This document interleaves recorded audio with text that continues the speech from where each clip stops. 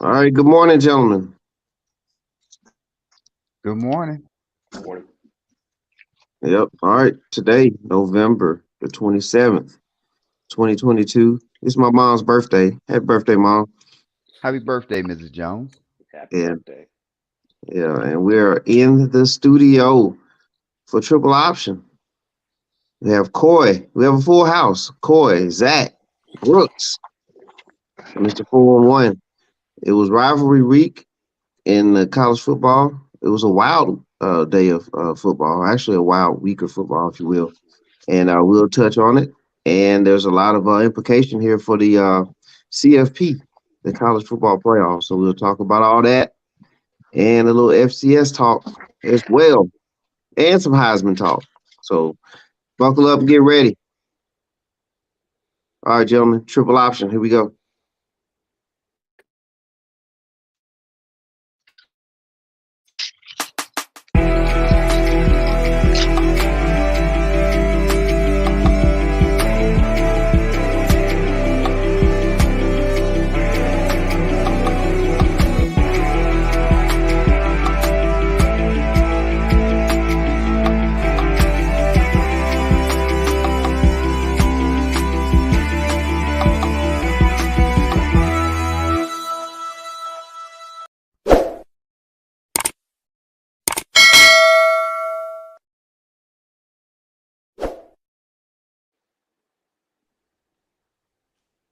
All right, here we go. What a week it was in the football land. And we'll kick it off with I'll just go over a couple things, gentlemen, and then we will stop, if you will, at certain landmarks. So just to kick things off, in the news out there, just been informed that David Shaw resigns at Stanford as the head coach. You have an upset with Carolina over Clemson. Uh, that I mean, they've been on the roll lately. They've won three straight here. Well, not exactly three. Yeah, it was three straight. So the last three against top 15 opponents. Look at what they've done. They pulled off some good victories there to kind of make their season a little bit better. Georgia Southern with a big win over App State, and if you remember, App State had that huge win at Texas A&M early in the year. And Liberty, they were favored by 24 points, and they lost to New Mexico State. I mean, a 24-point favorite there in Liberty, and they basically got stopped by New Mexico State. All right, That's why they let's play talk the about, games. yeah, there it is, and that pretty much sums up, kind of gives you an idea of what kind of week it was in the college football landscape. And the gentleman here, the panel of us, the astute analysts, the college football experts that you see here on the screen, we're gonna dive into a couple of key matchups. I personally would like to throw this one out there first and let you guys have at it. But the Florida and Florida State. What was your take on that matchup? Uh, Great job by Norvell to get the 9 wins to keep himself around FSU a couple more years. Pretty much, yeah. That's about it. I mean, is it That was a advanced improvement? that was a good game. Really good game. I think that was a Friday night game, right? Yeah, that was one of the Friday night Yeah. games So before. yeah, I watched a lot of that game. Man, there was a lot of offense in that game. Anthony Richardson made some. You could see why. I mean, he's not a consistent quarterback, but you can see why he's on draft boards. Man, that guy made some throws. But then again, he made some. He can turn around and make a bad play just like that too. Just really Yes, he inconsistent. can. But man, the highlight, the throws he did make. Whew, they're impressive. Florida State's quarterback was impressive. I haven't watched much Florida State this year, so he was good. I thought he was. Uh, he definitely made some throws too. So that was an entertaining game. Watched a lot of that game. So may have had the Florida may have had took the points for Florida. So monetary interest in that game. There you go. Capitalists.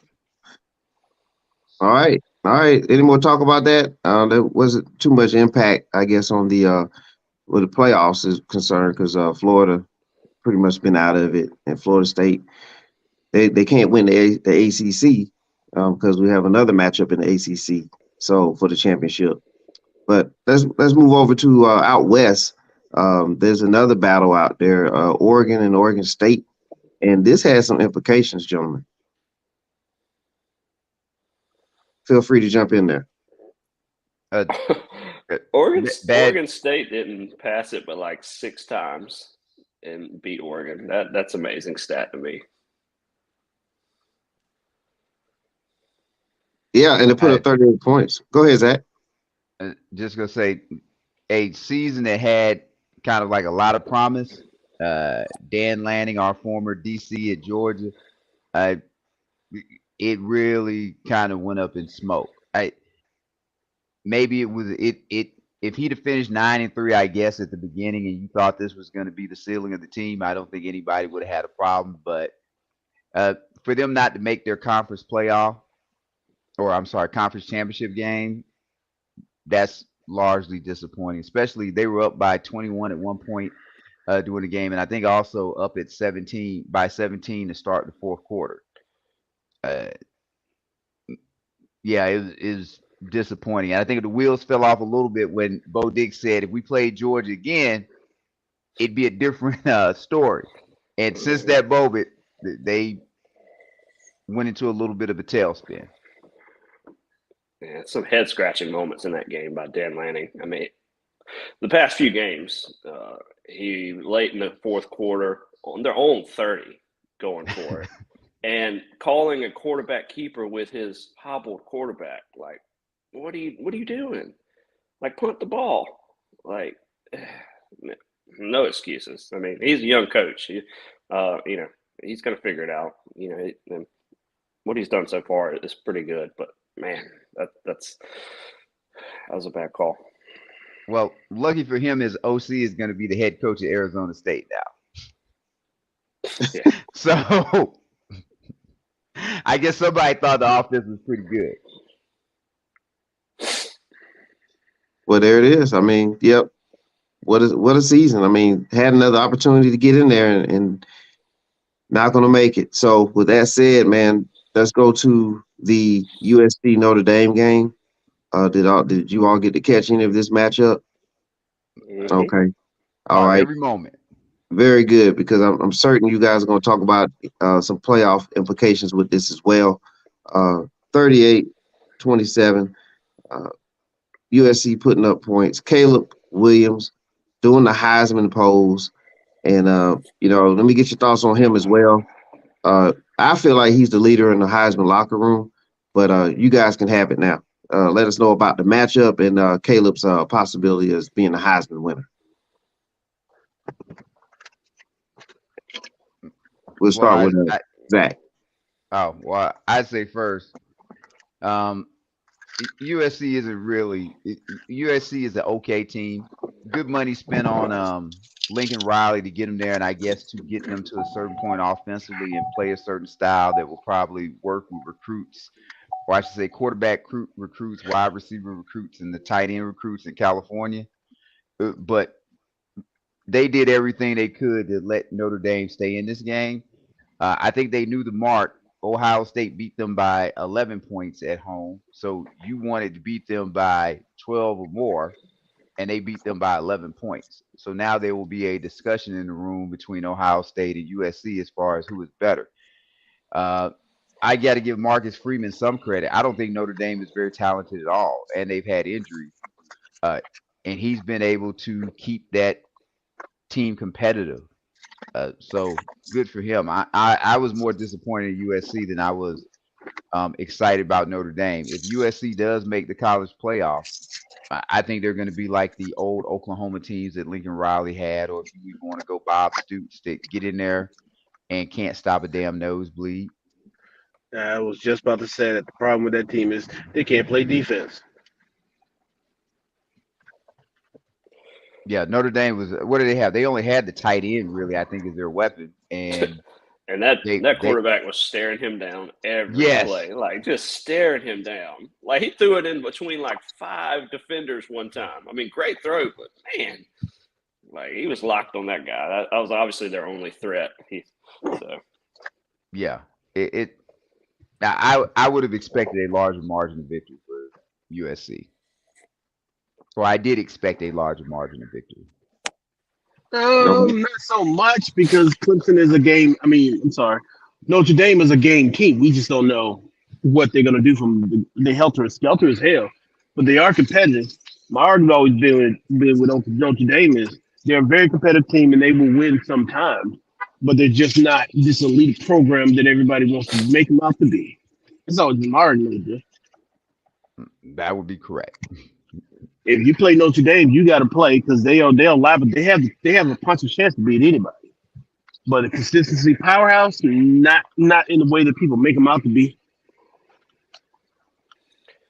So that's more of the branding, if you will, Well, than anything of else. course. Yes. All right. Yeah. Well, what about the Heisman talk? Caleb Williams at quarterback USC. Is he the leader in the locker room for the Heisman? It's gonna be pick a Heisman winner. That's basically what you got. I mean, technically, if you want to go best outstanding player, it's still Bryce Young. It just so happens they're not in the playoff contention, but he single-handedly kept Bama in contention all year. Just depends on how you want to do it. I'd say he's the leader, and we got to see how he plays next week against Utah. If he goes out and if they go out and lose the game and he doesn't have a good game, then I don't see why Bryce Young isn't the Heisman winner. Well, I'll tell you the thing that gets Caleb Williams in the discussion is the flashy plays. He has highlights. The dude runs around. I mean, he runs around and makes plays, and he has the highlights. So I mean, that alone is probably going to push him into discussion. As I look at teams from a Georgia perspective, I don't really want to face. Like they're starting to creep up in my mind as somebody I don't want to face. Like I don't want to see him. Just because Caleb Williams by himself could change a game. And also Lincoln Riley is probably one of the better coaches in my opinion in college football. And you know, he makes you play like say what you want. You know, you think Notre Dame, you think ground and pound, you think of their style. Like it was 38-27. Lincoln Riley makes you play his style. But yeah, I think Caleb Williams is right there in the Heisman discussion. Brooks, I'm just gonna say, as an old defensive guy, all Caleb Williams does is run around. That running around for 10 seconds. That scares me, man. He will get tackled for loss after loss. Like he won't be breaking contain like that against Georgia or Alabama. Let me tell you. I'm gonna tell you like this, bro. You run around, that means I get to lay on you 3 or 4 times in the first half. Let's see how you feel the second half. I understand. And I'd say the real thing that is a problem for USC with me is they can't stop the run. Like they're not strong on the line at all. Like Notre Dame was running the ball. A team that has more than those limited options that Notre Dame had. I think I won't be shocked if they lose to Utah again next week. I wouldn't either. But I can see. But Williams, he's a little too undisciplined for me. I would be fine with us playing USC or TCU. But there's a team that I don't want us to play that I think we're going to have to possibly play. Uh-oh. And what is that team, Zach? Well, if I was going to do my college football rankings right now. Oh, okay. Did you want to say that one or what? No, I don't care. Don't say Michigan. Get out of here. No, I think Alabama's the number 4 team in the nation. And Can't be. You say what? You're breaking up, Calvin. Corey, you breaking up on us? He's agreeing with you. I tell you what, Zach. No, he's not. He's saying something negative. I tell you what, Zach. Don't forget that. Don't forget that. And when we get Corey back, bring that up. But in the meantime, we'll shift. We'll do a quick audible, Peyton Manning, if you will, Omaha, and we'll slide over here to the Michigan and Ohio State matchup. Man, this was this was supposed to be the big one here. And look at what happens here. Michigan comes in and wins impressively over Ohio State. This was a 3 versus 2 matchup. And so therefore, Michigan looks like they're going to be matched up with Purdue in the Big Ten championship game. Who would have thought? Who would have thought this matchup when the season began? But give us your thoughts, gentlemen, on the Michigan Ohio State matchup. Well, I've always been in the Harbaugh bandwagon that he's a great coach. At one time, I would have wanted Georgia to hire him as coach. I like what he did at San Diego. I like what he did at Stanford. He was good with the 49ers. I know he has a certain style and a certain personality that gets on people's nerves or gets on players' nerves. But I I like when you build your football team across the line of scrimmage.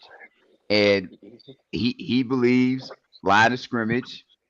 I guess he went back to the well before last year and got with his brother, and his brother told him to kind of go back to his style of football, hard nosed football. And like I'm not shocked by the result yesterday because some of this stuff you see, which is why I don't like that we sit in the room and we talk about eye tests with teams like Ohio State will go out here and they beat up on Iowa.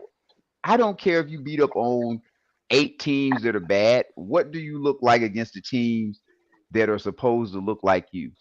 And if we go way, way back to the beginning, I talked about how Notre Dame blew that game against Ohio State when they did that double safety blitz down in the red zone. But Ohio State, or I should say Notre Dame, was to a degree controlling that game. Ohio State they are a soft front seven. Like they're soft front seven. They have skill players, and what is it? Stroud gets you important yards when they don't matter.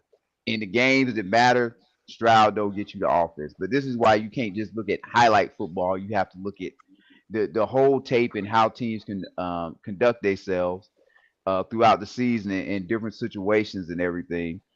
And I think Ohio State should be out of it with that 22-point loss. Like, you tell me who they beating when they play like that. Like everybody, you could say, oh, they missing their receiver. Everybody's gonna have individuals hurt. Michigan didn't even have their leading running back, and they ran for what 200 plus yards. Like it was ridiculous. I, so a very impressive win by Harbaugh to go on the road and do that. And as long as he doesn't mess around and lose next week, uh, I'd say Ryan Day is on the hot seat. Like he's about one more win or loss away from uh, there may be a new coach at the University of Ohio State or Ohio State University. All right, Brooks, any comments there? I admittedly didn't see a lot of this game. I was surprised. I was surprised that Michigan beat them by that many points. Although I did have again the points for Michigan, so I'm not complaining at all. I mean, I was very excited about this. So from what I gathered, Ohio State just thought they could I guess pack it in and force this quarterback to throw the ball in because there were some just big plays downfield and credit to Harbaugh for moving quarterbacks from I think McNamara to this guy. I think this guy is just gives him a lot more in terms of the passing game. He's dynamic. He can make some throws. So I credit Harbaugh there. I think McCarthy gives him a better chance to win than McNamara. He was just kind of limited, more of a game manager. So yeah, they Ohio State ran a lot of cover zero to stop the run. And Michigan adjusted and took advantage of that in the second half. All right, Corey, did you catch any of the Michigan and Ohio State game? I caught snippets of it. Ohio State really didn't.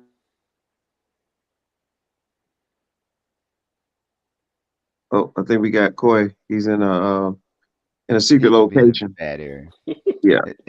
I'm sure he liked how Michigan ran the ball and Lord Jesus, big chunks, big huge runs, and then you get the as I said cover zero, and You got to get there.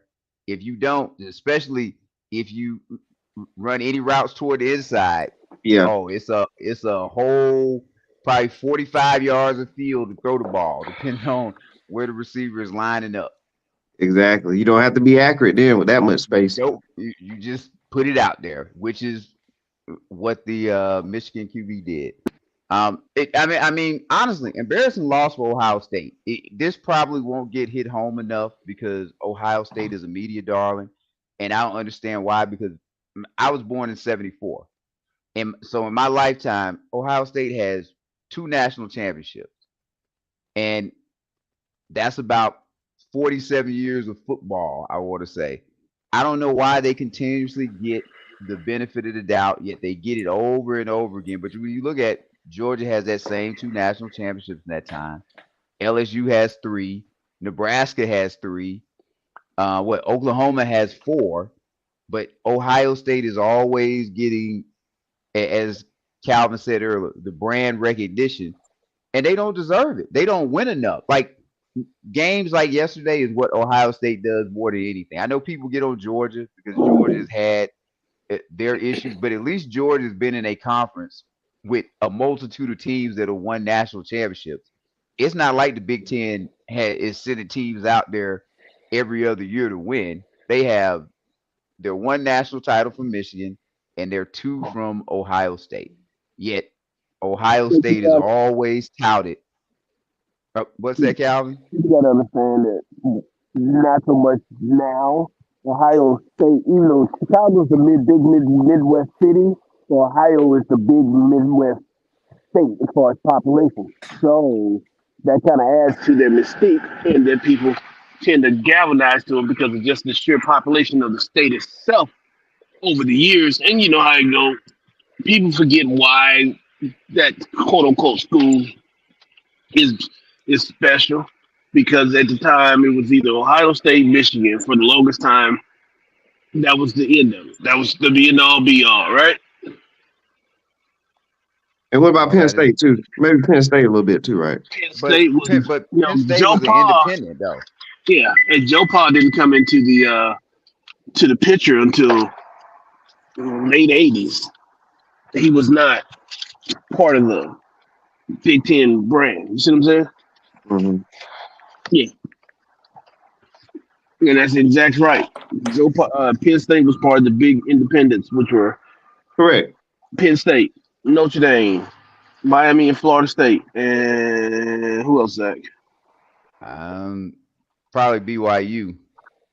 Hell no. But okay, Well, sure. they won a national title, and they were legit in the '80s to a degree. Won a national title with Lavelle Edwards. Bruce, can you please step in and correct this man? All right, They gentlemen. did win a national title. They were the big independent though. They were just they every once in a while BYU had a funny offense and a quarterback that produced numbers. That part is true. Okay. Plenty of them. Yes. Yep.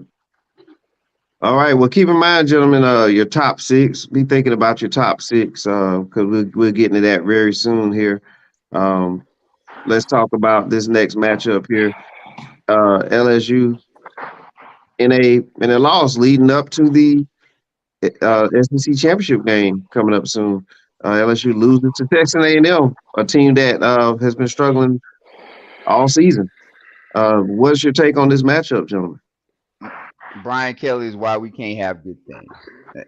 I sit up here and talk nicely about Brian Kelly, give him credit and all this stuff. Hey, this guy's going to win a national championship at LSU or whatever. What does he do?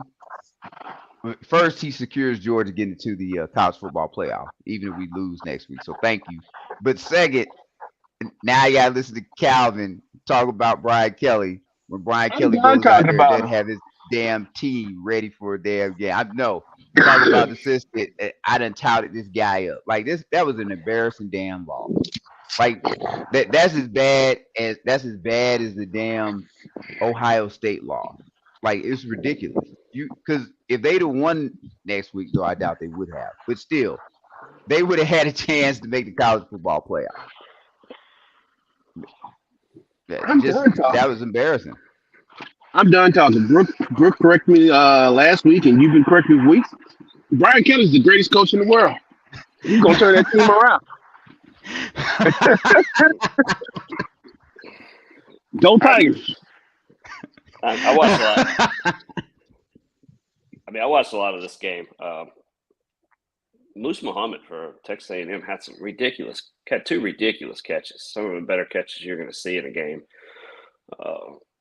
Their running back was Arcane, or he was really good too.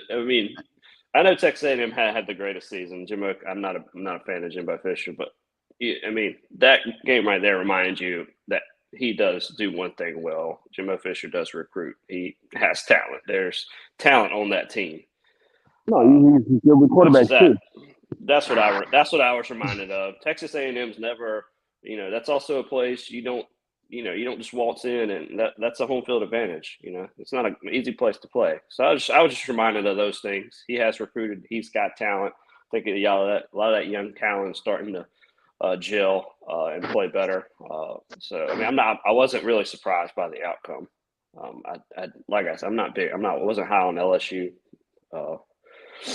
I don't know why they were at 5 with, I agree with especially that one now. with Tennessee, who beat, I get it. Tennessee beat both of them. I don't understand why. It was like, Texas A&M had the most, they lost earlier in the season. That's why they were up there. It's like Tennessee had Alabama and Tennessee both lost the latest. It's like that's why LSU was ahead of them. That didn't make any sense to me. All right. They don't look at I think the resumes or the games when they're actually in there. Yeah.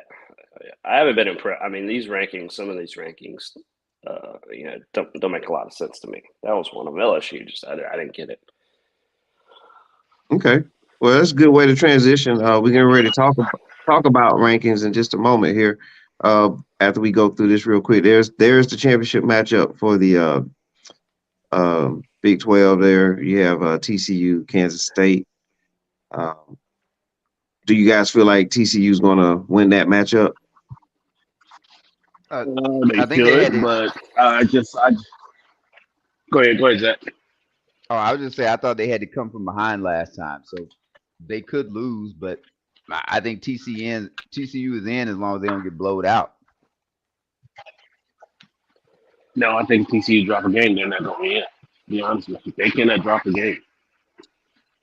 That's definitely the chaos They're not a scenario. strong enough team. TCU losing, No, I would have them in even if they lost, as long as it's not a blowout. Like Ohio State's not getting in for me. There's nothing Ohio State can do to get in for me. Yeah, all right. I would say that too, but man, I just don't know. Yeah, it's a chaotic situation right now. It's crazy with all the rivalries and all the matchups that happened over the last couple of days. Let's talk about Corey's team real quick. Alabama. Throw up a stat here. Alabama. Look, they broke a record. We're having consecutive seasons, 10 wins, 15 seasons. A lot of people would think that Alabama is taking a step back, but when you really look at it, another great season for the Tide. A couple of close losses. And we're looking at a whole totally different story here. But yes, credit to Nick Saban and Bama. Corey, what's your thoughts on this? First of all, losses are losses, and close losses mean your coach screwed up. So I don't. So that's just how I've always looked at it. What's my team? My team? Better luck next year. They're gonna have to. He's gonna have to work on his defense. Obviously, you got a secondary coach that can't cover no damn body. That's a problem. I think the Bama intimidation factor has finally set in that they are beatable by some of the other teams, and it's not a can we beat Bama anymore? If we get our chance, we're gonna beat them. So we'll see. And I really think my man Nick needs to stop worrying about NILs and other stuff and get back to his basics. I will say, look at the 2 losses though. Look how much it took to beat Alabama. Those 2 losses, it was down to the wire, making plays at the end. It's still, to me, in my mind, it's still hard. It's still hard to beat them, man. Oh, that's very hard to beat them. My just thing is because of the way those losses went down, there was coaching decisions that should have been made. They probably could have won those games. When you get down to one score or less, there's usually everybody go point to the play here and there, but usually there's a coaching decision that you can directly track and say, "Oh damn, if they had not done this, if he had flipped the coin this way, this wouldn't be the problem." So And with all that, Lord, another 15 years of 10 wins. But go ahead, Zach. hey, look, Lord Jesus, I can only hope Georgia it plays like Alabama has for 15 years. To listen to Alabama fans is unbelievable. Hey, you know what? Go back what you said at the beginning of Mr. 401. This is a down season for Alabama because they're not playing for a championship. So think a down. Look, this is like what Aaron Rodgers said back when he was on the Pat McAfee show. A down season for me is a career year for other quarterbacks. This would be a great season. Like this would be a great season for other teams, and Alabama's like, man, we still had a bad year this year. We didn't get it done. Only won 10 games. yeah, do you remember when we was in high school? I do. What was our whole philosophy all 4 years? Whether the first year where we were 7-4 or the year that we went to the championship, we thought we could win the championship every year, right? Yes. Exactly. So if you don't have that mindset, anything if your mindset's anything less than that, you're a loser. Alabama has that mindset. Oh, by the way, for the record, this is what it takes to beat Alabama in a down year. We need to have a all-time great offense at our school, and you need to come to Tennessee in front of 100,000 people. And oh, by the way, we're gonna have 17 penalties if we Alabama. We're gonna turn the ball over, and then our kicker is gonna miss a kick that could tie the game and send it to overtime. And you beat us by 3. And then, oh, by the way, then we got to go play a night game at LSU, and you got to take us to overtime and then beat us. That's what it takes to beat Alabama in a down year. Watch this ranking, though. We talk about them not being in the playoff situation. Watch this ranking coming out. Like, where are they going to be? Good question. They're going to be close. They're going to be 5 or 6. They're in the discussion, man. Yeah, very good job in transitioning here because college football playoffs top 6. With that said, you ladies and gentlemen, you heard the discussion about Alabama. There's a possibility that they may find their way back in this thing, but we're going to pull up Zack's his top 6. What is it? 1, 2. How many you got here? 1, 2, 3, 4, 5, 6. Yeah, Zack's top 6. And then we'll play off of that, gentlemen. So I'm gonna roll up Zack's top 6, and then Zack, you can explain it, and then gentlemen, you can jump in and throw in your top 6. Well, it's easy to me. Georgia and Michigan are 1 and 2. I put Georgia 1. Their total resume is better than Michigan's 1 victory over Ohio State that was overrated. TCU has just been impressive. I know nobody wants to like TCU, but I think TCU is in. And this is now we go to the next 3 because I think these are the teams that are vying for the last spot: Alabama, USC, Ohio State. And my question would be, if USC or Ohio State played the same schedule that Alabama played this year, what would their record be? Because if you're telling me USC and Ohio State would go beat Tennessee at Tennessee, I don't believe you, and I think they get beat by more than just a field goal. And I'm not sure they beat LSU at LSU if you follow the exact same schedule that Alabama played. And then more importantly, ask me who I don't want to play as the number 1 seed, Georgia. Out of those 3 teams, I know which one I don't want to play. We already know that. That tells me who the 4th best team is if I don't want to play. And really, I really want to put Alabama, if not 3rd, 2nd. Because out of those 6 teams, Alabama is the 2nd best team. Look, and you just had to. You said you bet some money there, Brooks. What would the line be on a neutral field, Alabama against everybody, even us? Like, out of them 6 teams, who don't you want to play? I damn sure don't want to play them when they got 3 weeks to get ready for us.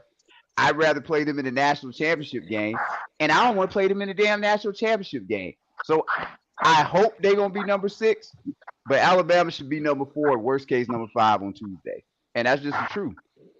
Like, for as much as you badmouth your team, Calvin, your team could win the national championship if they were put in the playoff. Oh yeah. I mean, yes. Yeah, there you go. I mean, let's not give it. Okay, let's understand this. The coach we have and the team we have and the talent we have on our team. You give us neutral sites. You give us playoffs, 2 games to win. Yes, there's not a year that we want. I mean, we can go all the way to 12, all the way to 10, right? You give us neutral. You give us playoffs, the chance to win. I'll bet on Bama every time because it's. I mean, that's the truth. But I'm looking at it from the terms of what it is right now. I don't look at how good my team is or the talent level or how good my coach is. I look at it as this is the top 25 and these are the rules we play by. You understand what I'm saying? But this is people voting though. Like, Ohio State got beat by 20 points at home.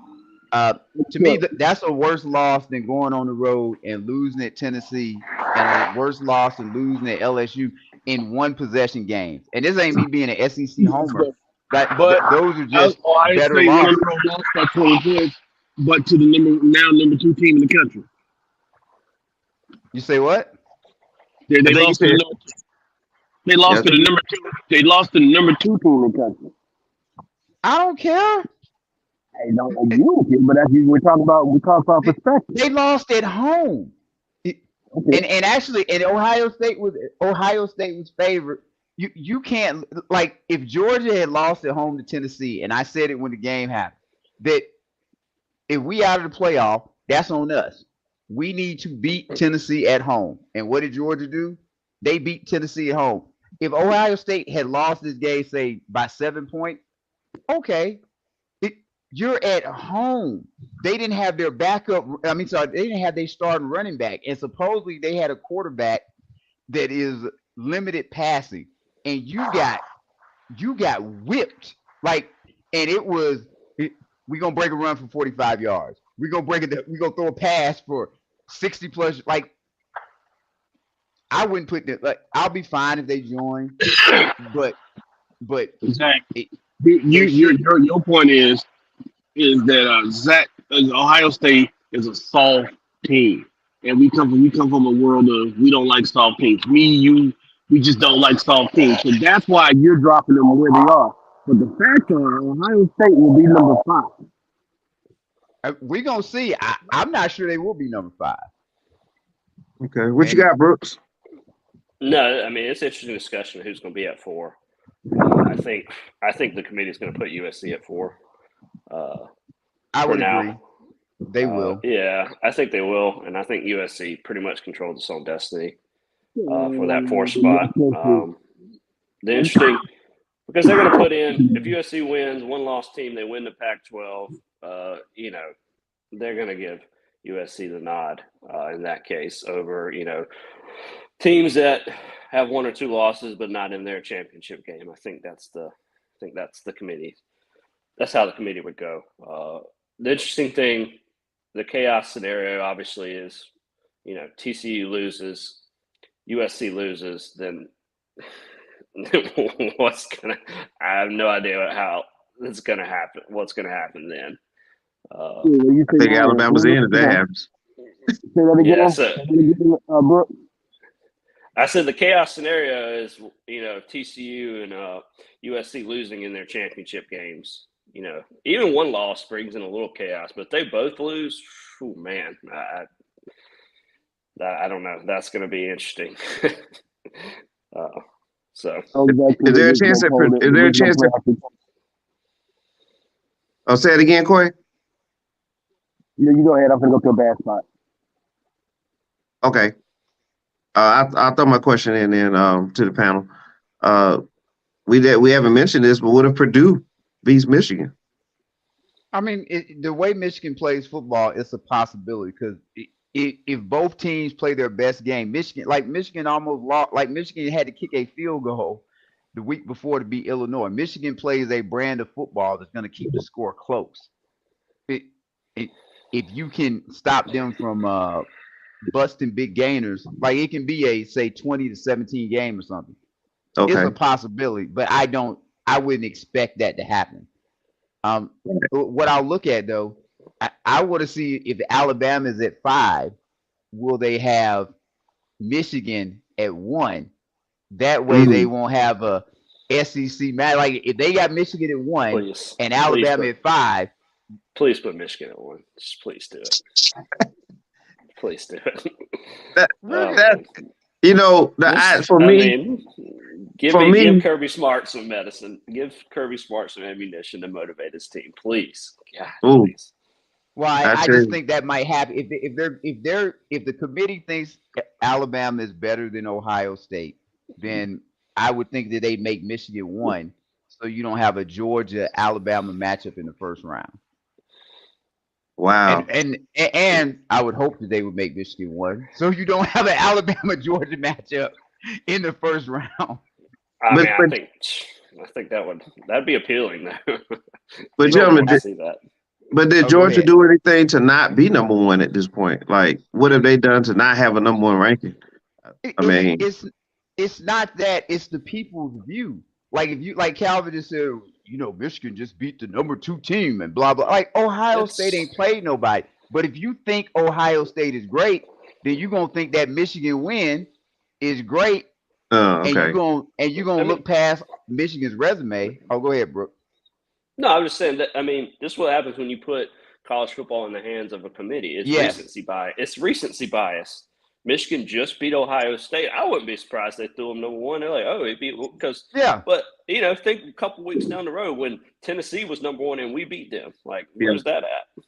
And if only Georgia and Michigan had played a game where we could kind of know who was the better team. I mean, if only that had happened a year ago in the college football playoff and Georgia beat them 34-11. But,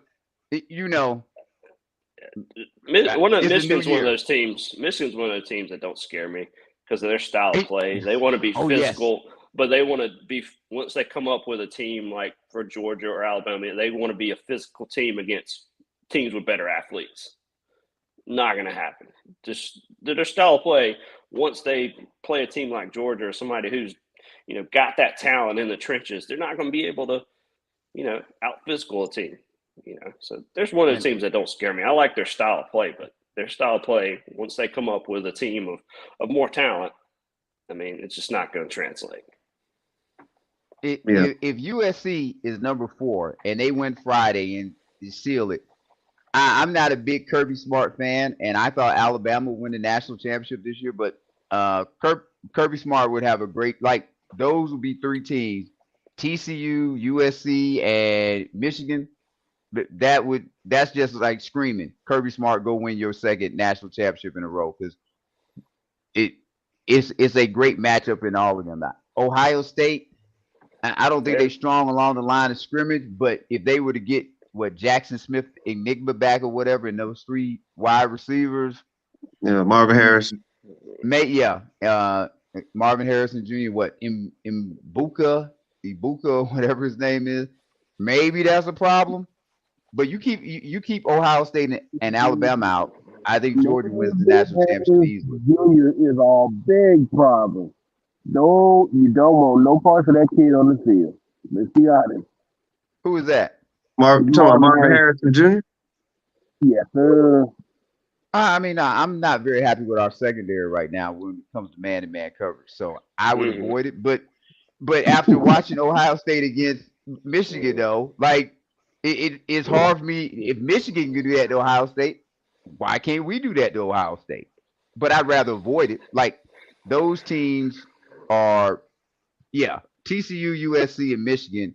That would be an uninspiring college football playoff. Alabama in the college football playoff, that would make it exciting. Yeah. You talk about lines. I mean, we're double-digit favorites against any of those teams, except Alabama. I think we'd be maybe a 7-point favorite. I think we're double digit against any other team. I would agree. Like Michigan, and they don't really they don't have receivers like that just scare you. Their tight end doesn't scare you. Defensively, they don't have anybody. What last year they had Hutchinson and what was it? That other end linebacker guy. Aiden Hudson, yeah. Who we shut down completely. Okay. So yes. So we broke down the top 6 right now, and we even threw up doomsday chaotic scenarios and all that. So we'll see how it all pans out. Everybody keep their eye open on the rankings. They should be out later on today, and we'll take a look there and see where things fall, man. Very interesting. Real quick, guys. This was a rivalry weekend. Just name your favorite rivalry. Just name it out. We'll go around the horn. Favorite or best rivalry?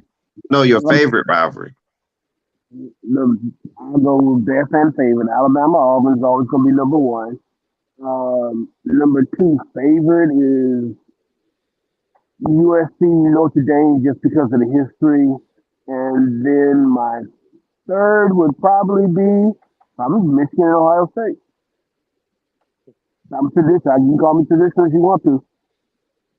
The 4th would probably be Miami and Florida State, but yeah, that's kind of lost its luster.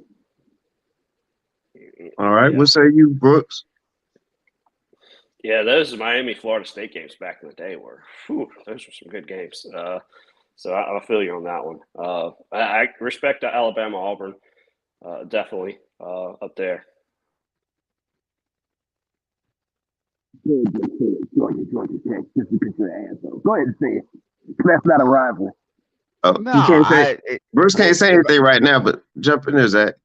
If I was going to go back in the day, Miami, Florida State, all time. They used to always be for big stakes. But I'll give you one that's kind of it had the luster way back in the day. Nebraska, Colorado used to be a good one. Big deal. It used to be for something back when both teams were actually good.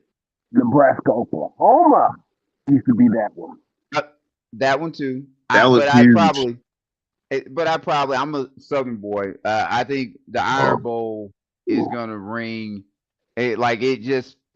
Alabama typically dominated the Iron Bowl, but still, Iron Bowl. They went to expressions, but Iron Bowl is more competitive than people actually give it credit for.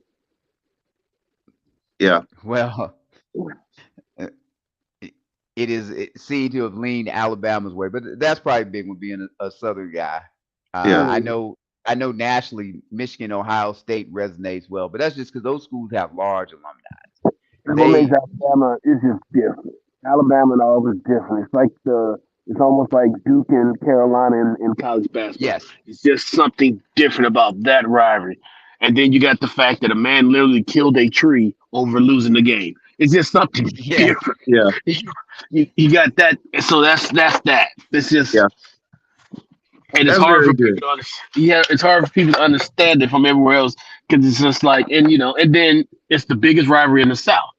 And if Georgia Tech was comparable to an Auburn as far as little brother goes, Georgia Tech would be just as sick. But Georgia Tech is really not. They're halfway into football business. Best way to explain it. Yeah, great rivalries. Great rivalries, great games to go back and look up on YouTube, so on and so forth. Zach, you mentioned that you're being from the South and a Southern boy. Speaking of Southern, another rivalry, Grambling and Southern, their annual rivalry that's aired on NBC. I'm going to correction. That is number 2 for me. Okay. All right. That's number 2. Well, that is a huge rivalry as well, and it is aired on NBC annually, which is huge. Yes. And Southern picked up the victory there, 34-17, over their rival Grambling at the Superdome. And this game had implications. So Southern will be back at it again, and this time they'll be at Jackson State again, and they'll be playing Jackson State for the SWAC championship. The winner will meet North Carolina Central in Atlanta at the Mercedes-Benz Dome. for the national championship, the Black National Championship, and so we'll see where that goes. Southern's defense yesterday was really the difference. Offensively, neither team really was super impressive. But Southern's defense, the pressure they put on the young quarterback for Grambling, caused a lot of unnecessary throws and turnovers. There was a pick six in there and some key fumbles that pretty much separated the two teams. But Hugh Jackson is looking to revamp the program there at Grambling. Congratulations to Coach Dooley and Southern, as they will face Jackson State again. So, you don't want to play the same team over and over again because anything can happen. South Carolina State did defeat Jackson State last season for the championship. So nothing is over yet, and especially anything, all the stuff we talked about so far with all these upsets and things, it can happen. So keep your eye on that matchup in Jackson coming up on December 3rd. Here we go with more FCS action. All right, there's the playoffs are going on, and here are some of the scores. And Zach, Corey, I think your Furman team had a big victory, 31-6 over Elon. And then there's some other scores across the board. And Furman's in the top 10 in that playoff picture. Well, in that level. Exactly. Yep. So there we have it there. I think Jackson State's actually, it doesn't matter, but they're actually number 11, if I'm not mistaken. Yeah, they're somewhere in that range right there is overall rankings. And of course, they're not going to be in the tournament. FAMU surprisingly was not selected with a 9-game winning streak. They finished with a 9-2 record. Their two losses, Jackson State, and their other loss, North Carolina Tar Heels, who had a quarterback at the time that was in the Heisman run. So, and then I think that's the game where Florida A&M missed a lot of players with all the off the field situation that was going on there. They didn't even have but they was missing about 15 players or so in that game. So I was kind of surprised that they were not selected into the playoff as they were last season. But Brooks, you're back. My Wi-Fi went out, man. That was wild. That's okay. Right That's all right. Talking. Yeah, we held on, man. So did you want to finish your comment before we get out of here? Oh, yeah. I was going to say entertainment, just for pure entertainment value, Ole Miss, Mississippi State, Robert, that game is always just nuts. Yeah. Just absolutely nuts. So I enjoy watching that one. I don't know how much of I don't know if it'll make anybody's top 5, but the game Thursday was wild. Just absolutely bonkers. I like the name, but they play for the Egg, right? The Egg Bowl or something like that. Bowl. I like watching that game just to count teeth. See if I can get to 10. Anyway, let me move it along. But you see, majority of the rivalries are in the South, where football is very cherished. Let's see. How about that? Just I'm just curious. Non-SEC or ACC rivalries. What do we got? USC Notre Dame? Yes. Ohio Michigan? Ohio State. Oklahoma. Ohio State and Michigan. Ohio State. Texas, Oklahoma. The Oklahoma-Texas rivalry is pretty. Oh, you know what? We gotta be ashamed of ourselves. The biggest one, one of the biggest games that played in this country every year. Army-Navy. Oh, Army-Navy. Army-Navy. Yes. Yeah, another one. What's the rivalry in the Ivy League? Oh, Princeton, one. Harvard, Princeton. That's another huge matchup. Yeah. That's a whole matchup that none of us will ever visit or see. That's a whole different type of money matchup. Yes. So yeah, there's a lot of rivalries out there, and man, it was a crazy week, guys. But great job today. I think we tackled a lot of topics here, and we all have some homework to do. We're gonna take a look at the rankings, and then trying to come up with some more scenarios to see how this is all gonna pan out. I think with the championship games, there's still room for some things to happen. So we will see. Well, all right, Zach, just want to be very clear. Zach, you see my boy Brooks come with heat now. He keep hanging out. I do. Keep sitting out. It's okay. Hey, come Tuesday, if Alabama is at 6, I'll be very happy because that means Georgia should be national champ. If Alabama is at 5, there'll be a possibility Georgia might not win the national championship. The most that's the fascinating part of this ranking. How are they going to rank Alabama and Ohio State? That's fascinating. I think Alabama should be above them. Alabama should be. I disagree. I think the one-loss team should stay in front of Alabama. That's just my opinion. But the committee's job is to evaluate the resume, not just how many losses you have in the thing.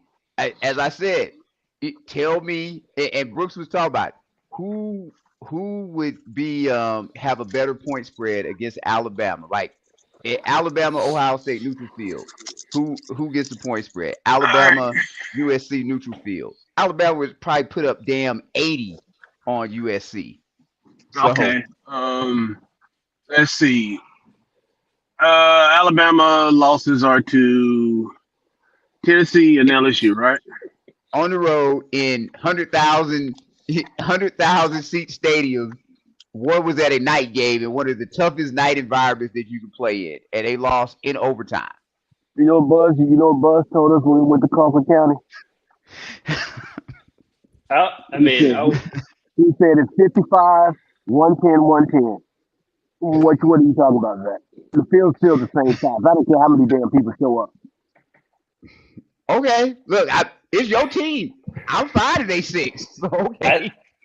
I think Ohio State's win at Penn State is better than any win Alabama has. I think Alabama's the better team, but you go just by who has the better win.